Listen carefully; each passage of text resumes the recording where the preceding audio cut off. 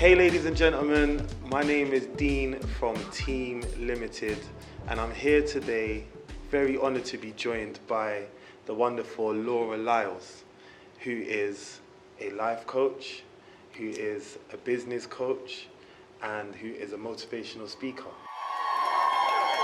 Let me see your life, ladies. This is our night. We have to raise the vibration. It ain't about looking good. It's about being fully self-expressed, all right? This ain't Instagram. We're here. This ain't watching me from your bed, right? Now, DJ, run the track again. Let's do it. This is hey! Let's go!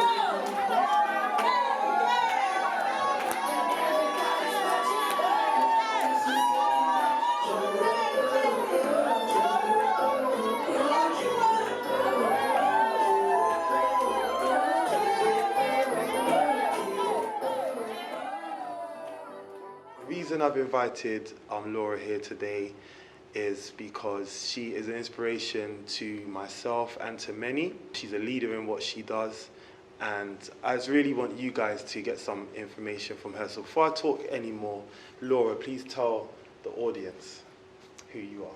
Well, my name is Coach Laura Liles and I'm a spiritual teacher and life coach from London, UK.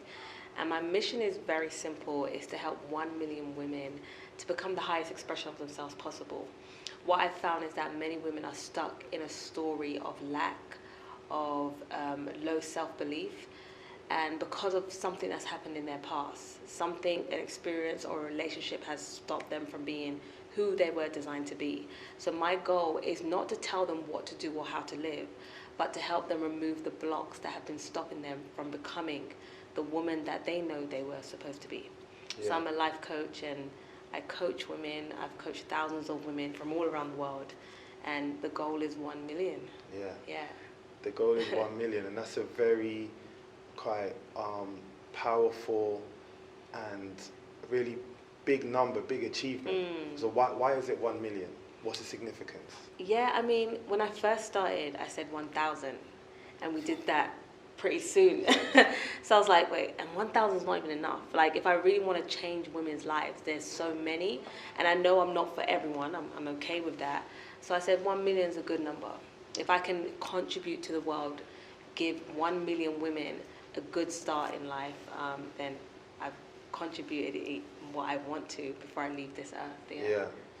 And so let's rewind a bit to actually a bit how I know you. So I think we know each other from school days, right? Like, right. Yeah. From like you went Alperton. Yes. I went to Copeland. Yeah.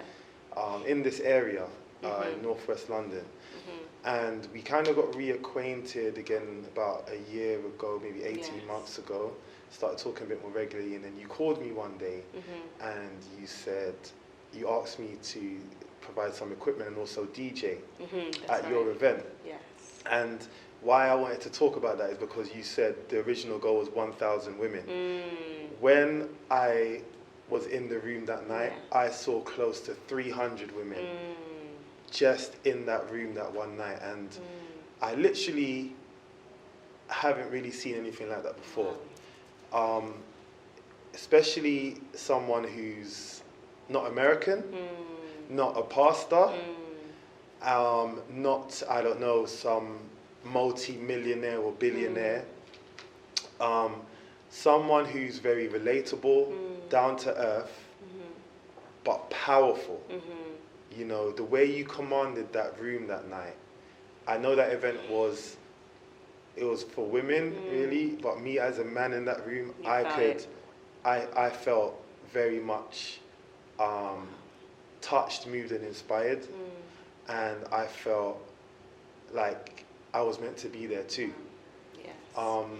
So for people that have never been to any of your events, just explain what that's all about.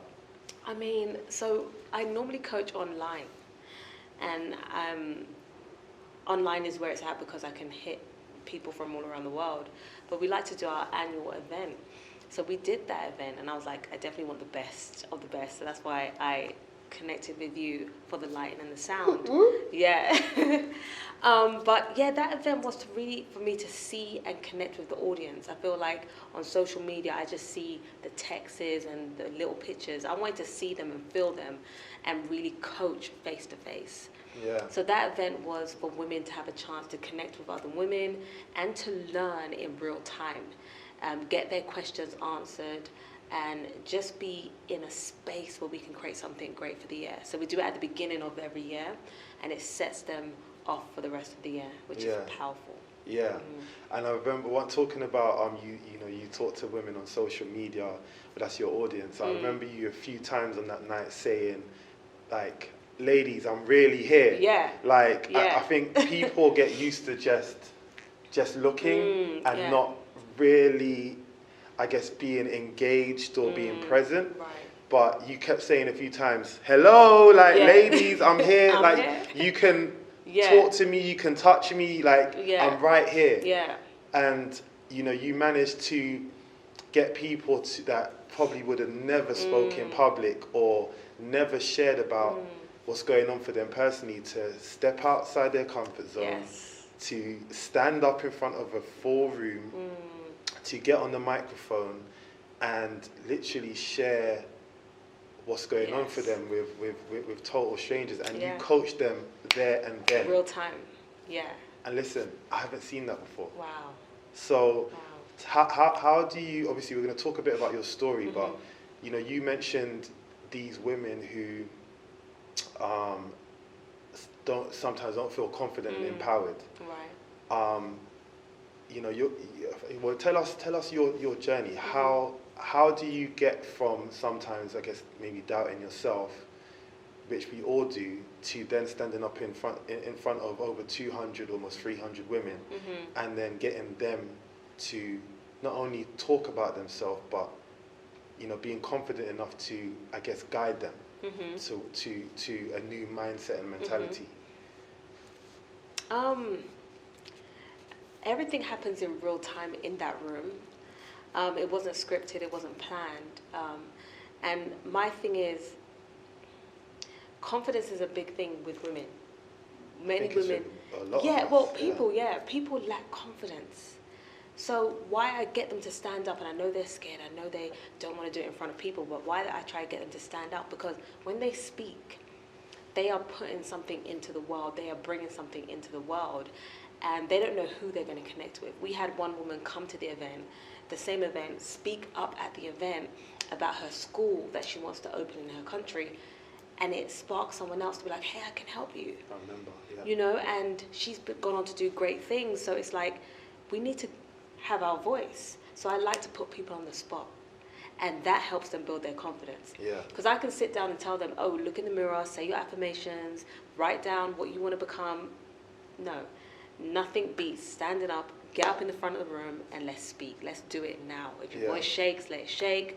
It's better we do it in this room than in the real world.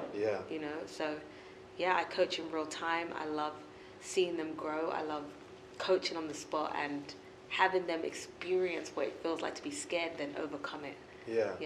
Yeah. And how do you get your inspiration, or I don't know, like a divine intervention of what to say? Like when someone presents you with their problem, because some people have some really quite sensitive and quite touching things that they speak about. So you said it's all live, like there's no scripts, you're not briefed on what people are going to say to you. So in that moment, what happens? How do you know what to respond with? Good question. Really, I think it's my gift. I can hear when people are not being authentic. I can hear when they're stuck, and I can feel people. So I will have a woman say, "Oh, I'm really scared to meet a relationship," and I can hear what happened when you were younger, because I can hear that. So I feel like I was kind of born with it as well. Growing up, I would see things in adults. I'd be like, why are they upset about that? they hear what the other person's saying. So I'd always be the mediator in school. I would always be the person that would help other people, like the agony aunt at such a young age. So I think it was natural for me to do it. I have studied psychology, but it really takes me being present, listening to the woman, and being able to pull her out of her little story, the one that's keeping her stuck. And when I do that, she just feels lighter, she looks brighter, and she can live her life. Yeah. Yeah, I think many of us growing up, we're not necessarily taught to share authentically, as you said, what's going on for us, or even what we want to achieve. It's more common for our dreams and ideas and goals to get kind of shut down, unless you say, I don't know, you want to be a fireman, or you want to be a doctor or a dentist, or maybe something that your parents agree with, or that your friends even agree with. But what I saw you do that at that event was, whatever someone said that they wanted to achieve, you told them that it was possible, and you actually got the support of other women in the room as well to say, is that possible? Would you support her with that? Right. And before you know it, you're creating a community right there and then. Right. So is that what kind of those events are about, or what House of Her is about? Like, is that what it's all about, building communities? Yeah, community is the biggest thing. I think you asked this before. What keeps me fed is my community. Yeah. You know, my accountability partners, my coaches, the people in my life, my sister, my mom, my father, my brother. Those people keep me grounded. And I realized that when I was going through my story of homelessness and divorce at the same time, if it wasn't for my sister, my mom, being there, I don't know where I would be. So when I overcome that, I was like, there's women that are going through this that don't have family, that don't have friends that will support them. So I created House of Her to be that support system for them. So inside of House of Her, we have a whole community of women who support each other. Every month they get into accountability groups, and they support, they make friends, they go out, they meet up, they get on the phone, and it's really nice to see how we can all hold each other's hands and go to the next level. Yeah. Yeah. You know, over the last year since attending your event, I've done quite a bit of coaching myself. Obviously, I couldn't join House of Her, you know, being a man and stuff. So someone actually attended the event that we both know. She recommended that I do some other coaching, and now now I'm here like a year later, and I've invested so much in myself, you know, educationally, transformationally, and all of that. I can really see how powerful it is, and I would not take back even £1 or penny that I spent on all of the coaching I've done over the last year. And I saw that on the night you spoke about, or actually someone who you coach spoke about a block with something like the father of her children. Yes. She spoke about having a block in place and stuff, but through your coaching, she's managed to have a better relationship with the father of her children, even though they're not together anymore, and also with her child. So how does someone like yourself, who is young, who hasn't seen all there is to see in life, as they would say, because you're fairly young, you know, people kind of look at people like in their 50s, 60s, 70s as like the go-to for wisdom. How do you coach someone who is, I'm guessing, older than you, to have a better relationship with her child and the father of her child?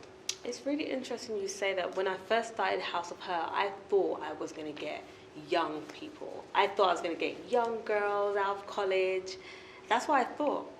But as I started House of Her, I realized that I had a more mature crowd, you know, over 40s. And I feel like, I don't know, but I feel like when you get past 35, you want to achieve everything you want to achieve when you were 20, 25. I think the ages of 20, 25, you think you know it all, you're exploring life. 30 comes, you haven't hit your goals. 35 comes, you're like, oh my goodness, I'm getting older. So the mature crowd are more attracted to this work, and they're humble and they're hungry for change. Yes. So I think it's easy to coach them because they're open to receive, they're open to be coached. So with that young lady, it was like, she was like, I don't like living like this. I'm fed up of it, I'm angry, I'm frustrated. What do I need to do? And I feel like when women come from that space, I'm able to give them the tools, the resources, and help them get out their story. Yes. And that's what we did with her, and now she's got a good relationship, the children see the father, and she's so happy about that. Yeah, definitely. No, I have to just speak to camera quickly and say, guys, like last year when I went to Laura's event, I was not in a great place. I was doing well, I was busy, my business was doing okay, but I didn't feel fulfilled. I felt a bit empty. I felt like I was just going around in circles, and every year was just seeming similar, even though I was meant to have a great year every single year. But then from going to Laura's event and then the subsequent training I did after that and coaching, I've now done such a 180, as they say, that I'm now able to coach other people to help them see what's possible for them. So like this stuff, it 100% works because I'm not even your audience. I was there in the room that night to work, and I was working, but I was just like, this is special what's happening here. I didn't even really know what was going on. I was sending pictures to my friends saying, guys, there's like 200 women in this room. Maybe you guys want to come and wait outside. While you was working? I was texting them saying, guys, like, you might want to come because there's quite a few single women from what I'm hearing in this room. And some of them are just laughing and stuff. But, you know, like, jokes aside, it was powerful. And I can see exactly why you have your following and why you do what you do. But tell us a bit about, obviously, your story, because I feel like there's no way you can kind of understand people and be so empathetic towards them unless you've been through quite a bit of trauma yourself, or you've experienced some pain. Because you can only really relate to people on that level when you really understand what they're going through, right? So I'll just talk a bit about that. Yeah, well, I've been through life, definitely. I've grown through life. One of the things that really set me back was when I went through divorce and losing my home at the same time. Yes. That was tough. I wasn't operating my purpose. I wasn't a life coach. I was trying so many different things, to dance, to record. I was doing so many different things, and everything, then it crashed in my world. So I lost my home, I lost my marriage, I had my son, he was young at the time, and I was like, oh my goodness, what am I doing with my life? Like, what am I doing with my life? And it was from then I said, something has to change. Something has to change. So I got my family down, I sat them down and said, listen, I'm not doing birthdays, I'm not going out for at least 2 to 3 years. I said, give me 2 to 3 years to get my life back.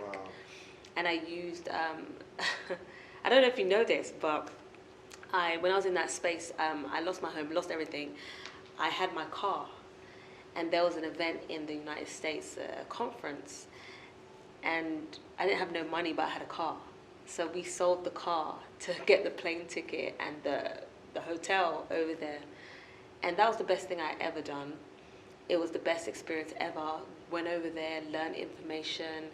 And as you know, being in an environment with powerful people, you just come back on fire. Do you know what I mean? So I came back to the UK. I said, okay, let me go and get a job. I started working in schools. And it was then I just started discovering this purpose. I was like, oh my goodness, the young girls need support. You know, they have attitudes. They're trying to be other people. They don't know who they are. And I was like, I started helping the girls at the school. But in the school, I realized I couldn't do what I wanted to do with them. You know what I mean? So I said, I want to help them. But what about the parents? Because they're the ones that are really looking after them. So that's how I started helping women. I started coaching my 2 friends at their home. And they were like, Laura, please, can you share this information with our friends? And at the time, I didn't even have a video phone. But I said, okay, I will. And then months later, I got a video phone and I shared a post on Facebook. And then it kind of just took off from there. Someone phoned me and said, how much do you charge? And I was like, wow. I think it was £19 an hour then. I was like, wow. £19? And she was like, yeah. And I was like, oh, okay. So that was the first client. And then from then, it's just grown. Word got out that, you know, this Laura Liles is about. And it's just been non-stop since then. now we're on 40,000 followers. 40,000 followers on Instagram. Do you still use Facebook? I don't really use Facebook. I need to. I think I do. That was where I started, so I need to show love over there. But Instagram, the reason why I stopped with Facebook is because I love to play music. Yes. And I used to play music before my class, and Facebook banned me. Oh, so my friend was like, hey, use this site called Instagram. I was like, okay. Told everyone to go on Instagram. And then it just exploded. Yeah. Amazing. So listen, let's people, like you're just speaking about, I lost my house and I lost my, my marriage and but like I can just only imagine what it was like at that time. How old was your son then? He must have been like 6, 7. 6, 7, okay. So, like, people say I'm brave and I'm courageous because of the risks I take. Right. And I don't have a child. I don't have another mouth to feed. Like, worst comes to worst, I can just eat some bread. Right, and do your thing. Toaster. I can warm up something in the microwave. I don't really have to worry about feeding someone else. So, what you've actually done is just like mind-blowing, because you said that at a time when you're basically at your lowest, where that's the time when a lot of people, they feel desperation, and desperation pushes them basically sometimes further back in life. They end up doing exactly what they don't want to do because they're like, I just need to pay the bills, etc. Right. But not only did you not just kind of submit to desperation, I'm guessing you were a bit desperate, yeah? You didn't submit to desperation. You lost your house, lost your relationship at the same time, your marriage. You had your son, but for some reason, you sold your car and went to America to go to this event. So, a few questions about that. What was the event? How much was the event? And where did you get the vision from or inspiration to even do that? Because I'm sure any sane person around you, even if I was your friend at the time, I probably would have told you you're crazy. Right. Why are you doing this? Like, how did that all happen? It was in Las Vegas. I was in network marketing. It was a network marketing event. Yeah. So I was like, I can make something of this. Money, yeah. The event was like £297. And the tickets were like £500. So I was like, they're making money, they're living life. The people that were on stage were broke once as well. I was like, I need to be there. That's all I saw. And I feel that's what I try to teach. I only see the goal. I don't see the circumstance. And I think it was growing up, we had to move from house to house. It kind of built my mental toughness to be like, okay, we're moving house today. It was like, okay, we're moving. So I kind of was like in a mode of, I need to be in that room. I need to be in that room. So I was like, I don't have the physical cash, but I have a car. We did a car boot sale as well, to get extra cash for spending money. But I was like, I have to be there. I need to know what they know. Yeah, you told me about the car boot. Well, you actually didn't tell me. Yeah. I felt like you told me, but you told the whole room at the event. Oh, right, yeah. Did a car boot sale to get spending money. I was like, I need to be in the room. I need to know what they know. I need to eat what they eat. I need to see what they see. And that's what we did. Me and my sister, we sold the car. We went to car boot sale and raised the money to go to the States. Wow. That is I can't even imagine what that was like. I don't know if I'll do that now though. I was crazy back then. Yeah. That is some next level of faith, belief, vision, and just determination to take yourself to another level. and it looks like it paid off. Yes, and that's the thing I try to teach women, not to sell their car and go to the city. They don't have to do that, but I'm just saying, invest in your growth. Yes. Invest in your growth, because what we know is very limited, and if we're trying to solve a problem on the level that we created it, it's not going to happen. Yeah. So we have to expand. We have to get new information. You know what I mean? If we're in this room and we're trying to experience something different, we have to have the vocabulary that the door's over there, that there's an outside world. And we're not going to know that unless we start exploring and getting up and moving. So that's why I try to teach, and I'm a living example of that. Amazing. Amazing. So Laura, thank you so much for joining me today. I know time is going. I know you're a busy lady, so I'm only going to ask you just 2 more questions, if that's okay. All right, that's fine. Let's go. Yeah, so the first question is, obviously, you've got this target of 1 million women. I don't know if you guys are tracking exactly how many women you've influenced, but I guess I would just like to know how many women you feel or that you know you've kind of touched so far. And what is the plan to get to the 1 million? So, wow, last year, over 7,000 people came on one of my programs. We weren't really tracking it as much last year. This year, we are going to start tracking it a lot more intently. But one of the things I know I need, and we're building right now, is a team. Working with 2 or 3 people ain't going to help. Going to get to the million. So we're building a team. That's one thing we need to do, and we're trying to build a system that works. Yes. To help us be able to drive the vehicle to where we need to go, because it's not easy. Yeah. Dealing with customer feedback and, you know, technical issues. Like, we need a stronger, bigger team. And anyone watching this, that is Laura literally saying she needs people to join her team. So don't just sit there and look at it and wait for the opportunity to go. Like, actually contact her, reach out to her. You know, there's her Instagram, her website, her email address. Actually, if you feel like you could be part of the team, please contact her. Yes, thank you. Yeah. Thank you, yes. So, well, how would people contact you anyway if they... So the best way is to contact us through email, which is admin@houseofher.com. Yeah. That's the best way. Okay. Yeah, we're coming out the DMs now. The DMs are too much. It's a lot. I was trying, the team were trying, but it was like, you know what, let's everything go through emails. Yeah. Yes. Okay, so admin@houseofher.com. .com.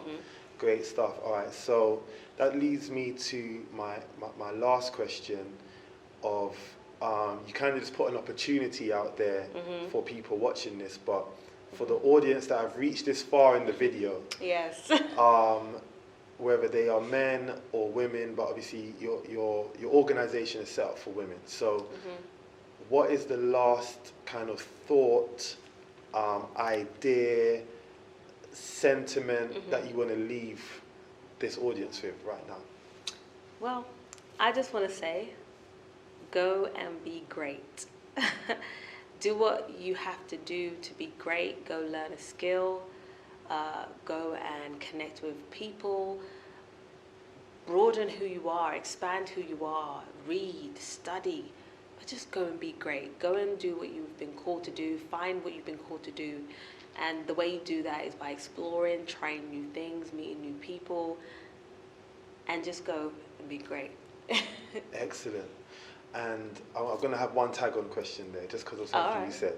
So I've realized in the short time I've been around on Earth as well, that one thing a lot of people never find is what their calling is in life. Right. Not many people are as lucky as, say, you and I, that where we find what we actually really love and enjoy. And I know you said to, you know, go out there and meet people and stuff like that, but if you could give people the practical steps, this might have to be something that they come onto your coaching program for, but what would you say the practical steps are for someone that's really in a kind of dark, lost place in life, and they really want to explore what it is that they're supposed to be doing with their life?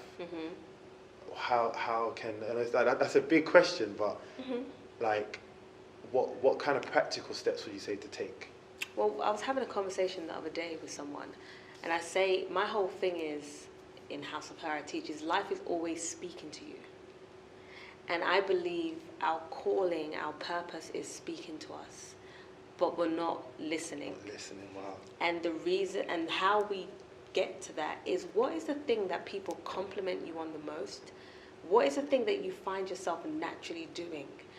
When I was dancing, it looked like I was dancing, but I was really teaching people how to dance. Yes. That's what I was really good at. Not necessarily the dancing, but everyone was like, Laura, can you teach me this move? Yes. I taught someone, they wanted to dance with Beyonce. Like, they were like, thank you, Laura, you've really inspired me. It was always there. Yes. And if I had stuck to, I want to be a dancer, I want to be on stage with Beyonce too, I never would have been doing what I was called to do. Yes. So I listened to life and said, what is it about dance? I love teaching. I love making people better. Wow. It's the same thing. So I say to people, please listen to what life is saying to you. What do people naturally ask you for advice for? What do people naturally compliment you on? What are you naturally pulled to? That is the thing. Yeah. Wow. Yeah. So that's it. That's That's all, it. folks. Life is telling you what you're supposed to be doing, but Yeah. you're just not listening. Right. Right. That is such a powerful thing. Right. And I guess the last thing I want to say is that I guess what people often do, we was actually, myself and Siobhan was talking about this earlier, is that people are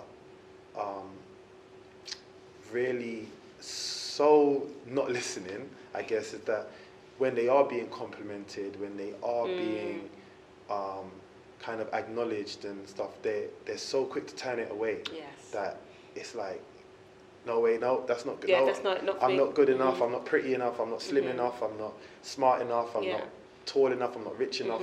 They're just totally batting away whatever it is that could be possible for them. Right. Because of whatever they're listening to in their own head. So that's such a powerful thing. Okay, so I want to wrap that up there. Laura, thank you so much for joining me today. I've enjoyed every single part of this conversation. I don't think it could have been better, really. It was great. Thank you so much, Dean. You're amazing, and you're inspiring people, and I was inspired by your work as well. Yes, thank you so much. Yeah. I just cannot wait for your next event. Yes. I'm definitely going to tell as many people as I can. Thank you so much. I know you probably have a waiting list by now, but they're just going to get bigger and bigger. Yes. Like, I know you just started with a few people in the room, and now you're almost hitting 300. So I think for anyone that's watching this that wants to attend Laura's next event, please go to the House of Her website and also go on her social media page or Instagram page, which is at Laura Liles. We'll put it as a caption on this video. And that's it. Make sure you guys comment. Any other questions you'd like to ask Laura, we'll make sure they get to her. Also subscribe if you liked what you saw today, or even just simply like the video and also share the video. Thank you. So thanks once again, Laura. Thank you. I'm definitely going to be seeing you again soon. Absolutely. And onwards and upwards. Good luck to 1 million. Thank you so much. Take care. Thank you. Bye-bye. Thank you.